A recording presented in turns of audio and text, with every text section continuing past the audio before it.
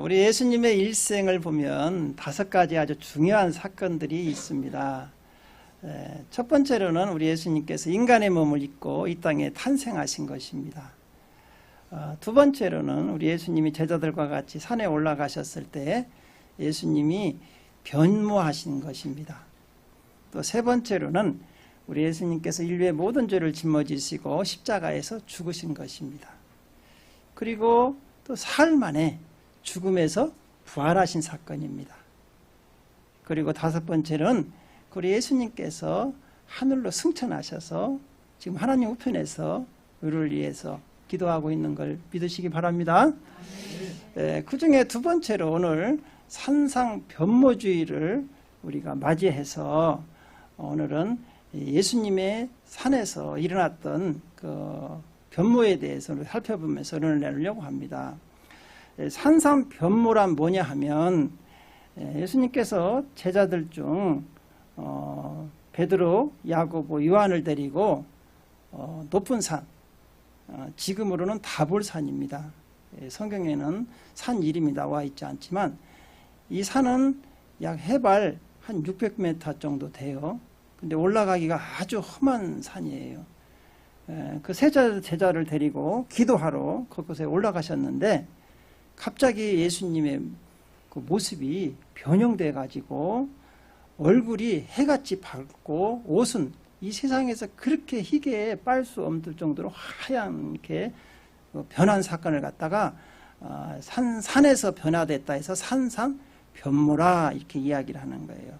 우리 마태복음 17장 2절을 한번 읽어볼까요? 그들 앞에서 변형되사 그 얼굴이 해같이 빛나며 옷이 빛과 같이 희어졌더라 그랬습니다. 이 사건을 서방교회의 저명한 신학자였던 토마스 아퀴나스는 이렇게 이야기를 합니다. 예수님 자신에게서 일어난 가장 위대한 기적이다 이렇게 이야기를 합니다.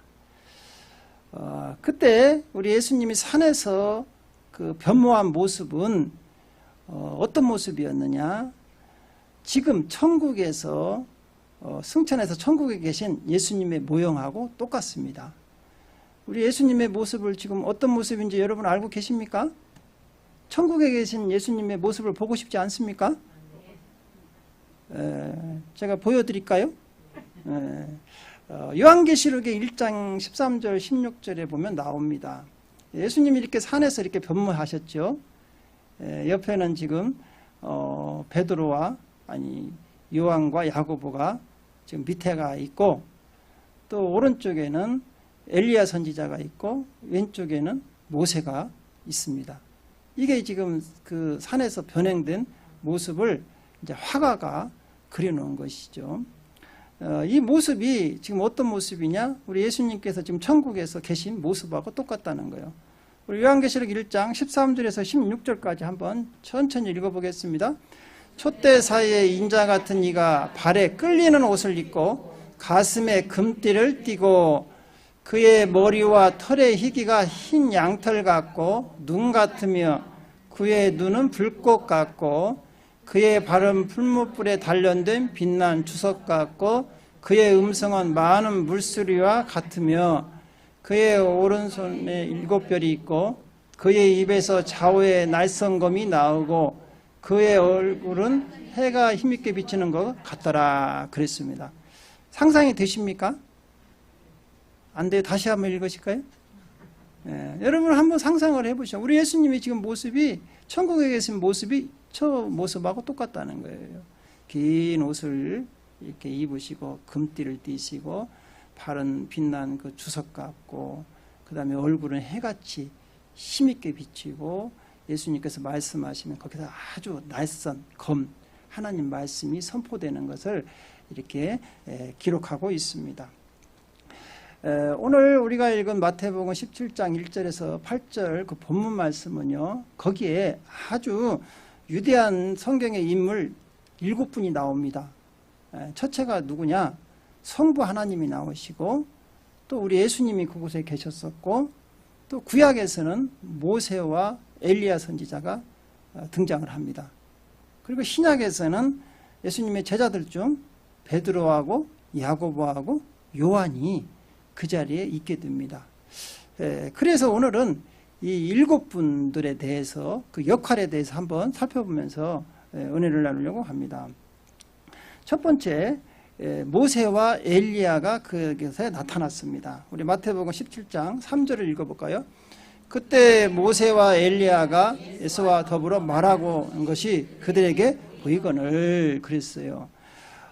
모세와 엘리야 이 두 사람은 구약의 대표적인 인물이죠.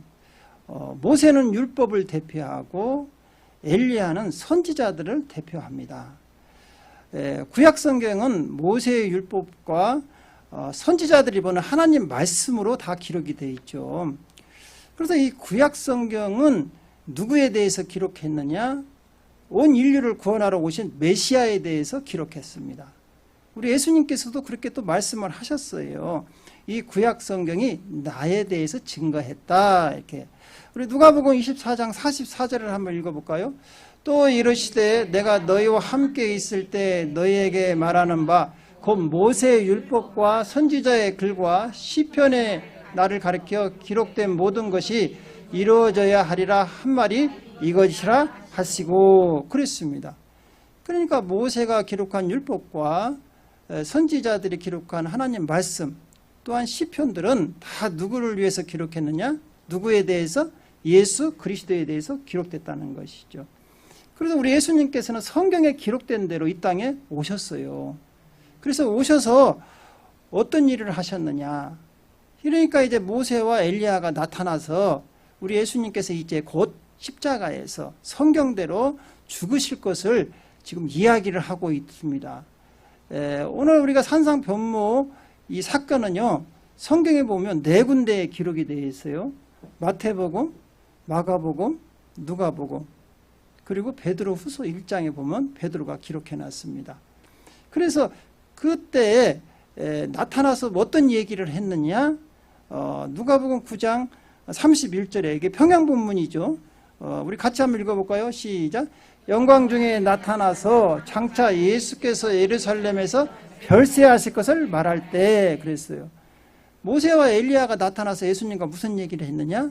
이제 예수님께서 곧 예루살렘에서 십자가에서 죽으실 걸 성경대로 오셨으니까 성경에서 어떻게 됐냐? 예수님이 온 인류의 죄를 지고 십자가에서 죽으실 것이다. 그게 임박한 것을 지금 모세와 엘리야가 나타나서 이야기를 하고 있는 것입니다. 사실은 우리 예수님은 이 땅에 오신 것은 우리를 구원하러 오셨죠. 우리를 구원하기 위해서 자기를 십자가에 그래서 우리 온 인류를 죄를 대신해서 죽으심으로 속량하심으로 우리의 인류의 죄를 다 씻기시고 우리를 구원의 길로 인도하셨습니다. 그래서 예수님께서 이 땅에 오신 목적은 뭐냐?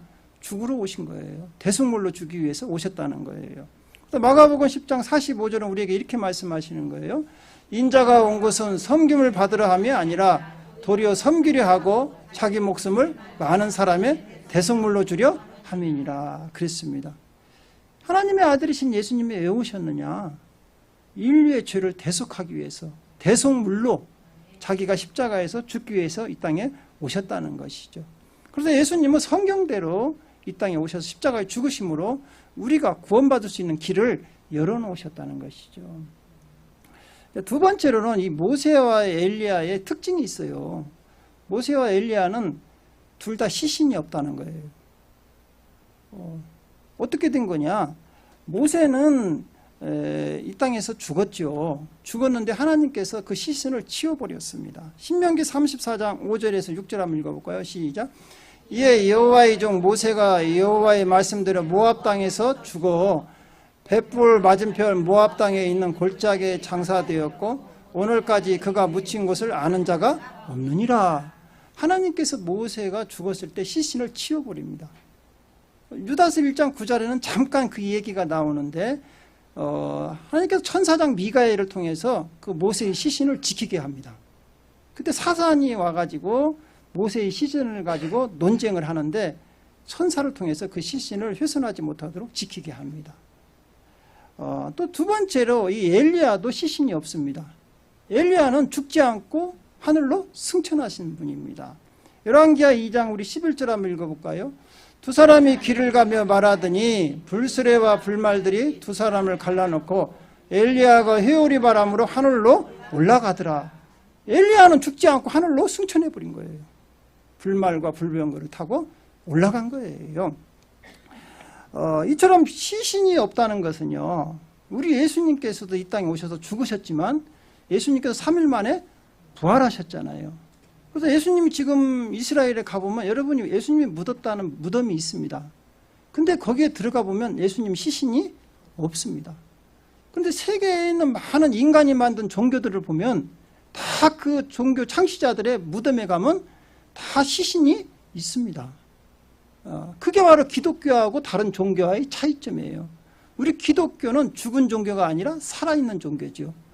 살아계시다는 것이죠. 시신이 없다는 건 살아있다는 증거예요. 근데 시신이 있다는 것은 그 죽었다는 것이죠. 죽은 사람한테 가서 아무리 빌어야 못 들어요. 죽은 사람한테 가서 기도해야 못 듣는다고. 그래서 우리는 살아계신 하나님 앞에 나와서 기도하는 거예요. 그래서 우리 예수님께서 이 땅에 오셔서 죽으셨지만 부활하셔서 또한 이 땅에 계시지 않아요. 부활하시고는 40일 동안 이 땅의 제자들을 다 위로하고 당부하고 40일 만에 또 하늘로 승천하셨습니다. 엘리야와 같이 승천하셨어요. 지금은 어디에 계시냐? 하나님 우편에 계셔서 우리를 위해서 중보하고 계신 걸 믿으시기 바랍니다. 그리고 예수님께서 승천하신 예수님께서 이제 하늘에서 우리의 집을 다 지어놓고 우리를 데리러 온대요. 할렐루야. 언제 오실지는 모르지만 우리를 데리러 온다고 지금 열심히 우리 예수님께서는 천국에서 우리와 같이 살 집을 짓고 계신다는 거예요. 내가 가서 너희를 위해서 처소를 예배하면 다 짓고 나서 너희를 다시 데리러 오겠다 그랬어요. 여러분들 그래서 먼저 천국 갈 생각하지 말아요. 왜냐하면 집이 다 완성돼야 오라고 하니까. 그래서 언제 갈지는 모르는 거야. 그렇죠? 그래서 여러분들이 살아있을 때 예수님이 오시면 우리도 엘리야와 같이 다 승천합니다. 믿으십니까? 네, 여러분 죽지 않고 올라갈 수도 있어요. 그러니까 여러분 기도 열심히 하십시오. 하나님, 저도 죽지 않고 예수님이 오셔서 우리가 엘리야와 같이 죽지 않고 다 승천할 수 있도록. 이걸 갖다가 데살로니가전서 4장 17절은 휴거라고 얘기하고 있어요. 휴거. 우리 한번 읽어볼까요? 그 후에 우리 살아야 남은 자들도 그들과 함께 구름 속으로 끌어올려 공중에서 주를 영접하게 하시리니 그리하여 우리가 항상 주와 함께 있으리라 그랬죠. 이걸 끌어올린다 해서 휴거라는 거예요. 살아있는 사람이 엘리야와 같이 끌어올려서서 승천한다는 것이죠. 예수님이 재림하실 때 이러한 현상들이 일어난다는 거예요. 사랑하는 성도 여러분, 주님 오실 때 다 들림받는 성도들 되시기를 주님의 이름으로 축원드립니다.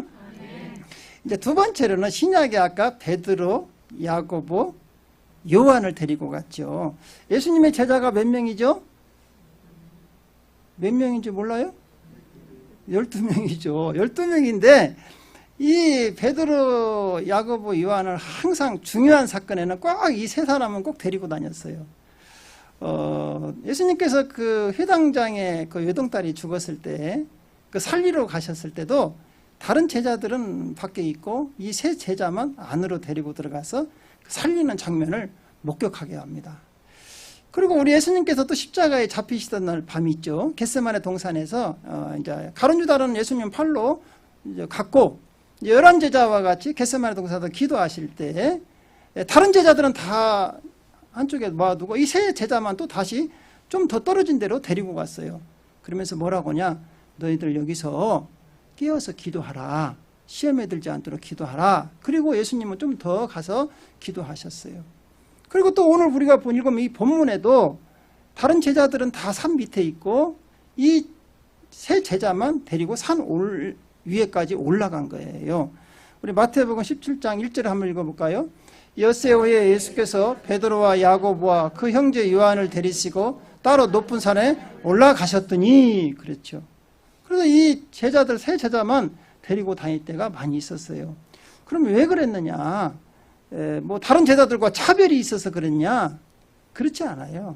예수님께서는 이 세 제자에게는 아주 특별한 사명을 부여했어요. 그래서 이 사명을 감당할 수 있도록 예수님께서 그런 영적인 체험들을 많이 직접 목격하게 했던 것이에요. 그 왜 그러냐? 이런 왜 예수님의 영적인 체험을 하게 하느냐? 그들을 교훈해서 그 사명을 잘 감당할 수 있도록 하기 위해서 그래요. 우리가 신명기 4장 36절에도 그 말씀이 나오고 있습니다. 시작. 여호와께서 너를 교훈하시려고 하늘에서부터 그의 음성을 내게 듣게 하시며 땅에서는 그의 큰 불을 내게 보이시고 내가 불 가운데서 나오는 그의 말씀을 듣게 하셨느니라 그랬어요. 왜 그러느냐? 교훈하려고. 그래서 이들이 사명을 잘 감당케 하기 위해서 우리 예수님께서 그들을 훈련시키기 위해서 그런 특별한 장소, 영적으로 아주 민감한 장소에 데리고 다니셨다는 것이죠. 그러면 이 베드로에게는 어떤 사명이 주어졌느냐? 베드로에게는 제자들 중에서 나이가 가장 많습니다. 그래서 제자들 중에서요, 수장이라고 그래요. 머리가 된다 했어요. 근데 이 베드로에게는 예수님께서 이제 자기가 이제 죽었다가 살아나서 이제 승천하시고 나면 이제 이 땅에 교회를 세워야 하는데 그 교회를 세우는 역할을 누구에게 줬느냐? 베드로에게 줬다는 것이죠. 그런데 마태복음 16장 18절은 이렇게 이야기를 합니다. 내가 내게 이르노니 너는 베드로라. 내가 이 반석 위에 내 교회를 세우리니 음부의 권세가 이기지 못하리라 그랬어요. 그러니까 예수님이 승천하시고 베드로는 이 초대교회, 처음으로 신약의 교회, 그 예루살렘 교회를 초대교회라고 하지 않습니까? 그 교회를 세우는데 아주 중요한 역할을 하죠. 사실은 베드로는 학문이 없습니다. 어부였기 때문에 배움이 없어요. 그런데 하나님께서 예수님께서 이렇게 훈련을 해가지고 베드로에게 성령이 충만하게 해가지고 설교할 때마다 한 번 설교하는데 3,000명, 5,000명이 막 회개하고 몰려들고 하는 거예요. 안진뱅이를 막 고치시고 이런 능력을 주어가지고 어떻게 하느냐? 교회를 세워나가는 것이죠. 그래서 이 베드로는 초대교회 아주 기둥으로서 세움을 받습니다. 사랑하는 성도 여러분, 여러분들도 우리 즐거운 제자교회 다 기둥들이 되시기를 주님의 이름으로 축원드립니다. 그러려면 여러분들이 훈련을 받아야 돼요. 베드로와 같이 특별한 훈련을 받아야 돼요. 특별히 무슨 훈련을 받아야 하느냐? 하나님의 영광을 보고 하나님의 음성을 듣는 훈련을 받아야 돼요. 이런 영적인 훈련이 없으면 여러분 많은 유혹과 환란이 왔을 때 넘어져 버려요. 시험이 들어버린다는 거예요. 시험을 이길 수가 없죠. 그러면 교회를 세운다는 게 얼마나 많은 음부의 권세가 막 쳐들어오잖아요. 그럴 때 그 교회를 보존하고 지키기 위해서 이 베드로에게는 특별한 사명이 주어진 것이죠. 그래서 여러분들도 이 교회의 기둥으로서 사명을 감당하기 위해서는 이런 영적인 체험이 필요하다는 것이죠. 두 번째로 요한도 마찬가지. 요한도 초대교회에 아주 중요한 그 기둥으로서 역할을 했죠. 근데 이 요한에게는요, 하나님께서 특별한 사명을 주었는데 성경을 5권이나 기록합니다. 사도 요한이 기록한 성경을 5권인데 알고 계십니까? 시작. 요한복음, 요한 1서, 2서, 3서, 요한 계시록. 이야, 우리 즐거운 제 성도들은 대단해요. 이야, 이게 완전히 다 이제 전도사 수준 다 됐어. 내가 보니까. 그렇죠. 근데 이 요한이 기록한 성경을 보면 다 영적인 말씀입니다. 요한복음은 그래서 하늘의 복음이라고 그래요. 그래서 마태, 마가, 누가복음은 예수님의 생애에 대해서 기록해서 공간복음이라고 하는데 요한복음은 거기에 기록이 되어 있지 않고 영적인 복음이라 해서 하늘의 복음이라고 이야기를 합니다. 요한이 기록한 특히 요한은요 순교하지 않았어요. 요한은 왜냐하면 이 최후에까지 남아서 그걸 성경으로 기록해야 하기 때문에 그 사명이 있기 때문에 그 당시 이제 로마가 이 예수 믿는 사람들을 기독교인들을 막 핍박하고 죽였지 않습니까? 그때 이 사도 요한도 잡혔어요. 그때 황제가 도미티아누스인데 이 사도 요한을 잡아가지고 어떻게 했느냐? 끓는 가마 있죠. 가마솥에다 기름을 넣고 펄펄 끓입니다. 그리고 사도 요한을 잡아가지고 그 가마속에다 끓는 가마에다 집어 던진 거예요. 그럼 어떻게 되겠어요? 죽어야죠. 그런데 가마 속에 들어갔는데 천사가 끄집어 내버린 거예요. 튀어나와 버린 거예요. 그러니까 이 도미티아는 황제가 깜짝 놀래죠. 세상에 어떻게 그런 일이 있어요. 끓는 가마가 펄펄 끓는데 거기 던졌는데 그건 튀어나와 버린 거예요. 그러니까 무서워가지고 이거 죽일 수가 없다. 그리고 어떻게 되느냐, 그 반모섬이라는 섬이 있어요. 거기에 유배를 시켜버립니다.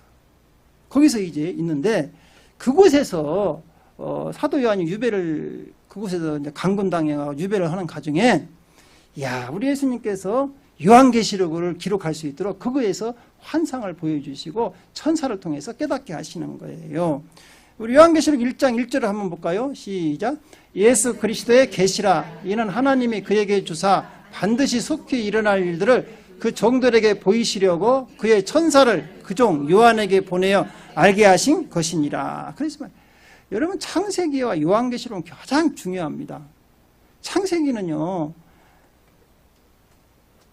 인류가 어떻게 생겼는가에 대해서 기록해 놓은 게 창세기예요. 요한계시록은 어떤 거냐? 인류가 이제 어떻게 마치고 끝이 어떻게 될 것인가가 기록해 놓은 게 요한계시록이에요. 그런데 이 창세기와 요한계시록을 마귀가 가장 싫어해요. 왜 싫어하는가? 조사를 해보니까 이 창세기 3장 15절에 보니까 마귀가 이 머리가 박살나서 깨진다는 것이 창세기 3장 15절에 기록되어 있고, 또 요한계시록은 왜 싫어하느냐? 나중에 예수님이 공중재림 하셨을 때 이제 마귀들을 다 묶어가지고 무저갱에다 집어 넣는다는 것이 나와 있거든요. 자기의 모든 것이 다 기록이 돼 있어. 멸망당할 것이.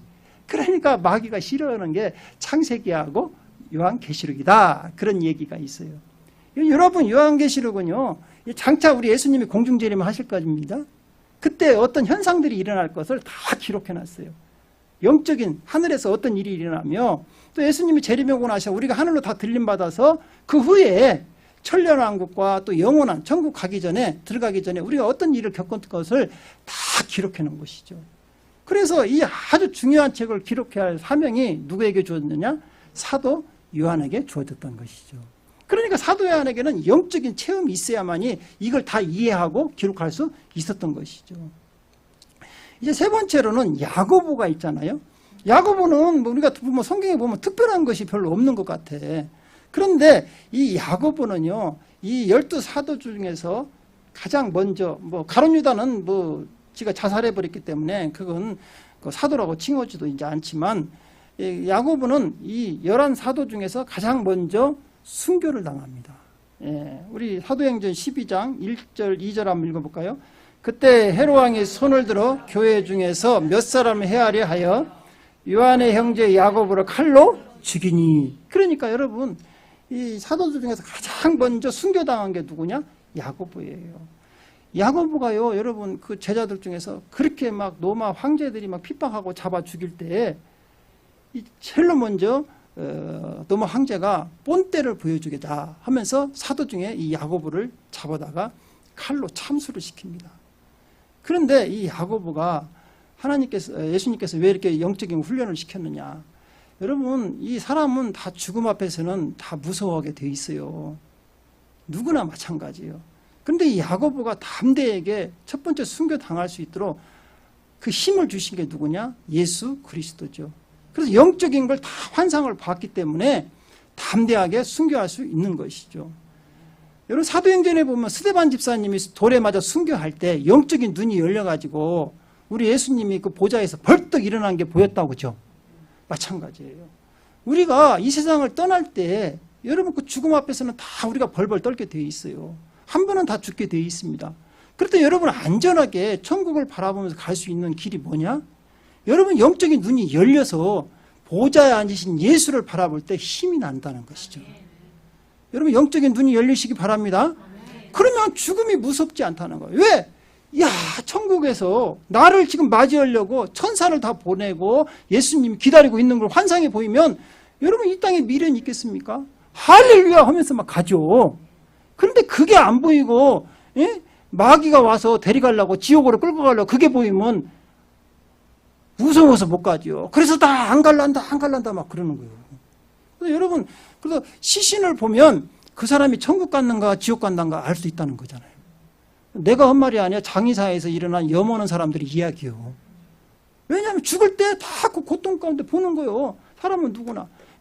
죽으면은요, 예수 잘 믿는 사람은 예수님께서 천사들을 보내고 예수 안 믿는 사람들은 지옥에서 마귀가 온다는 거예요. 그 영혼을 데리러. 여러분 지금 어디로 가고 싶습니까? 천국 가고 싶죠? 예수 잘 믿으셔야 합니다. 예수님께서 천사들을 보낼 줄로 믿습니다. 네, 그렇습니다. 이렇게 주의 영광을 보면 담대해져요. 죽음 앞에서도 흔들리지 않습니다. 뒤로 물러서지 않는 것이죠. 안 보이면 불안하죠. 그래서 이 야고보에게도 특별한 사명이 주어지니까 그래서 야고보에게 이런 영적인 체험을 하게 한 것이죠. 이제 세 번째로는 이제 성부 하나님과 예수님이 남았어요. 여러분 성부 하나님께서 나타나셔서 예수님에게 이는 내 사랑하는 아들이요 내 기뻐하는 자라 이 말씀을 하십니다. 우리 마태복음 17장 5절을 한번 같이 읽겠습니다. 말할 때 호련히 빛난 구름이 그들을 덮으며 구름 속에서 소리가 나서 이르시되 이는 내 사랑하는 아들이요 내 기뻐하는 자라 너희는 그의 말을 들으라 하시느니라. 사실은 내 사랑하는 아들이요 내 기뻐하는 자라 이 말씀은 또 오늘 본문 말씀 말고도 예수님이 세례 받으실 때 물 위에서 올라오실 때 똑같이 마태복음에도 기록이 되어 있습니다. 여러분 이 하나님께서 예수가 우리 인류를 구원하신 하나님께서 보내신 하나님의 독생자라는 것을 직접 증거하는 거예요. 그래서 인류를 구원하기 위해서 다른 메시아는 없습니다. 하나님이 보내는 메시아는 오직 예수 그리스도뿐이에요. 그래서 그분이 누구냐? 내 아들이라는 거예요. 하나님께서 내 친아들이라는 거예요. 내 친아들이다. 내 기뻐하는 자다. 너희를 위해서 내가 너희를 구원하기 위해서 내가 보낸 아들이다. 그러면서 하나님께서 뭐라고 얘기하느냐? 그의 말을 들으라. 그래서 우리는요, 우리가 구원받으려면 누구 말을 들어야 돼요? 예수 그리스도의 말을 들어야 돼요. 다른 말을 들으면 안 됩니다. 그러면 세상에 많은 악한 영들은 자기가 그리스도라고, 자기가 인류를 구할 메시아라고 자꾸 이야기를 하는데 그 말 들으면 안 돼요. 누구 말만 들어야 돼요? 예수의 말만 들어야 돼요. 그래서 요한복음 10장 27절은 우리에게 이렇게 말씀하고 있어요. 시작. 내 양은 내 음성을 들으며 나는 그들을 알며 그들은 나를 따르느니라. 그러니까 하나님께 택함 받은 사람들은 누구의 음성을 듣느냐? 예수 그리스도의 말을 듣고 따라간다는 거예요. 그래서 우리 예수님은 선한 목자라고 하잖아요. 우리는 양이고 양은요 목자의 음성을 듣고 따라가는 거예요. 여러분 그래서 자꾸 주의 음성이 들려져야 합니다. 주의 음성이 안 들려지면 어떻게 따라가겠어요? 그렇죠? 그래서 여러분들이 자꾸 와서 기도하면서 하나님의 음성을 들어야 돼요. 하나님의 음성이 안 들리면 여러분 길을 갈 수가 없죠. 그래서 그 음성이 들렸을 때 따라가야 안전하고 생명인 천국으로 우리가 들어갈 수 있다는 것이죠. 오늘 우리에게 이렇게 예수님께 이 땅에 오셔서 산에서 변모한 것을 우리에게 가르쳐 주신 것은 뭐냐?